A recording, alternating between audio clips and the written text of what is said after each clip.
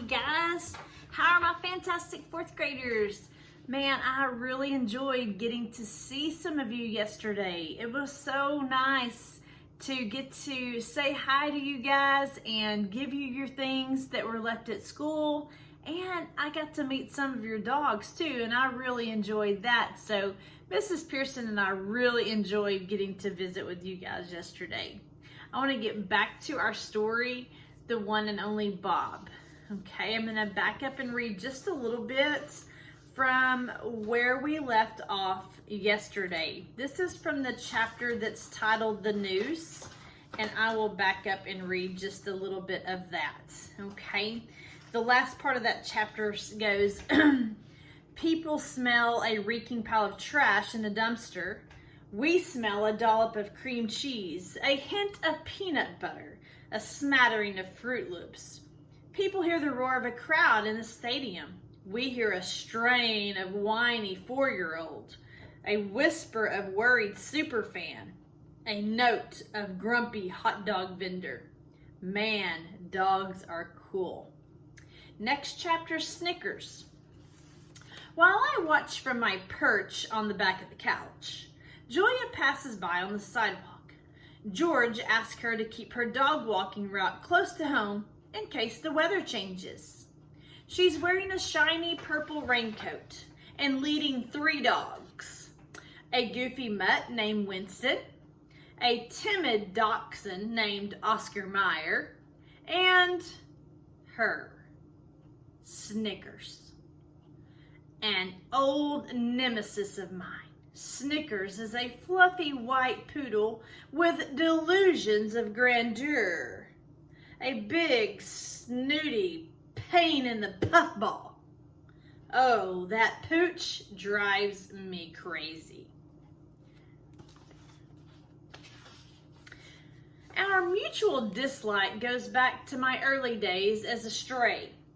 Snickers was a fancy, pampered, sleep on a pink satin pillow kind of gal. Her owner, Mac, ran the mall where I lived with Ivan and Ruby. That's where I first encountered Snickers. Do you guys remember Snickers in The One and Only Ivan? That should ring a bell to you. Hopefully you remember. She teased me mercilessly, and beneath the fuzzy facade, I always suspected there was a little, I don't know, spark there?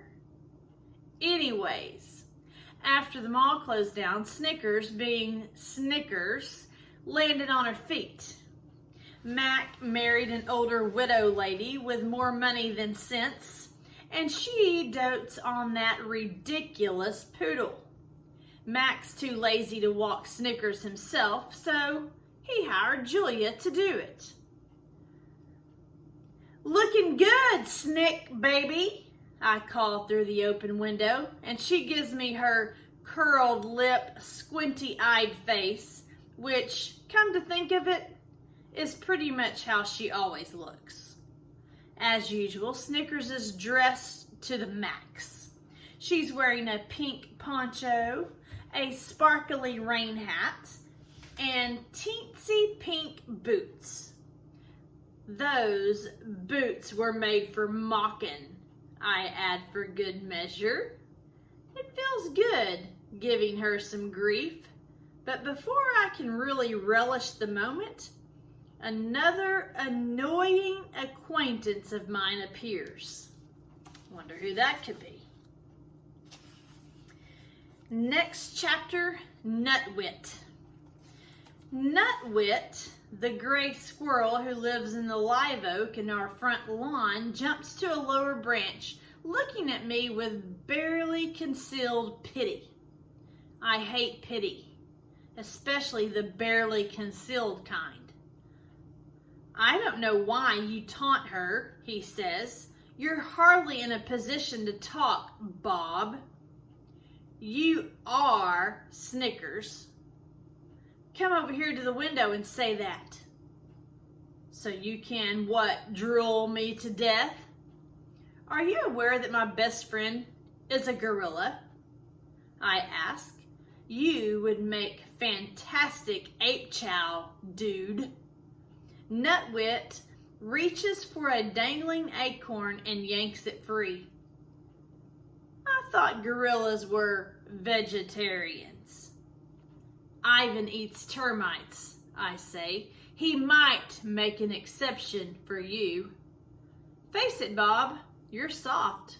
You're one step away from your own pink rain boots." "He has a point," says Minnie, one of the family's guinea pigs from her cage next to the TV. "No, he doesn't," says Moo, her cage mate. "Yes, he does," Minnie squeaks. "Doesn't, does, doesn't," Minnie pauses. "Wait, you tricked me." The guinea pigs rarely agree on anything. Nutwit leaps over to the window ledge, acorn in paw. He presses his tiny twitchy nose to the screen. "You couldn't last a day out here, Bob. Some of us have to live by our wiles." "Hey, I lived on the street longer than you've been alive." Nutwit nibbles his acorn. He's quite the prissy eater. "Whatever you say, Bob." "I say scram." "Fine. Hint taken. Anyway, storm's en route. I should be stocking up my nut stash while I can." Nutwit gives me a wise guy look. "That's how we do it in the real world." He scampers off with an acrobatic flourish. Squirrels never do a simple jump when a quadruple backflip cartwheel is an option. "You're full of it," I say, to nobody in particular. "We're full of it," says Minnie. "Yes, we're extremely full of it," says Moo, and they popcorn in agreement. Guinea pigs hop up and down when they're happy. It's called popcorning, and it's totally ridiculous.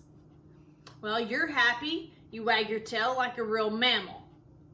"I am not soft," I mutter, nosing my protruding belly. I leap with effort off the couch. Then I head to the bathroom for a good long drink from the water bowl of power. I'm sure you know what that is. Okay, next chapter is Spoiled, and I'm going to show you this illustration before I start the chapter. Like I said, the chapter is called Spoiled, and then here it is. You can see right here who looks pretty spoiled, sitting by the fireplace all nice and cozy, and look at that dog bowl right near his bed. All right, let's read this chapter, Spoiled, and then we'll stop.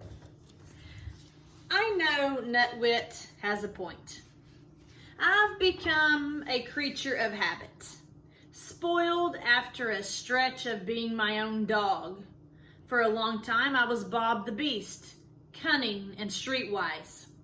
As a stray, I lived off leftovers at the mall while Snickers dined on her fancy pants kibble. Man, how I loved that cotton candy stuck to the floor. The unexpected UFOs. The ends of ketchup-covered hot dogs scattered under the bleachers like, I don't know, big toes or something. Ivan offered to share his gorilla food with me, and Stella and Ruby were always ready to pass along a carrot or an apple. But I refused. I needed to stay in shape, stay tough, stay true to my wild nature. Okay, so maybe every now and then I'd sneak a banana chunk from Ivan's breakfast, but then things changed. I became civilized, domesticated, a pet. Don't get me wrong, there are definitely some perks. Julia, who's an artist, painted my name on a food bowl.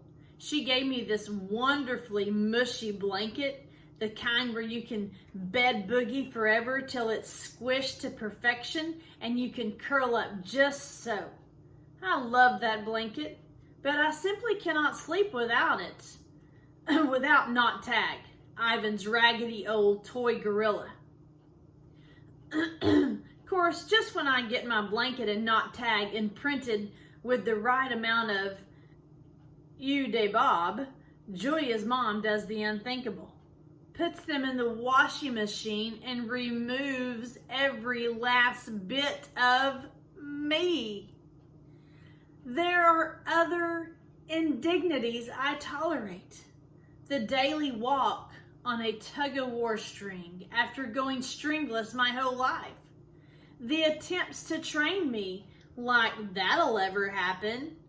The kisses and cuddling. Well, the cuddling's okay, I suppose. But the kissing, I just don't get. If you want to kiss your dog, why not just give him a big old lick on the face and be done with it? Anyways, so what if I've gotten a little spoiled? A tad soft around the edges. There's a difference between being soft and being afraid. Being a coward. All right, guys, we're going to stop there.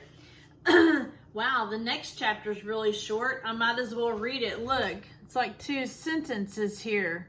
Okay, it's called Another Confession. Too bad I know the truth. I'm both. And what he's talking about is what we just read here on this previous page. There's a difference between being soft and being afraid. Being a coward. And then he says on the next page, I'm both. All right, so we will stop there. I hope you guys have a really nice weekend. And next week will be our last week to be reading One and Only Bob. So we'll read a little bit and we won't be able to finish the book. It's pretty thick, but hey, you'll have a good start. And then I'll also be sharing with you a link to where you can listen to the rest of the book through an app. I'm not for sure if it's an app. I'm going to do a little bit more research on it. But anyway, it has Danny DeVito reading the book. So I will share that with you guys at the end of next week. Talk to you later. Bye, guys.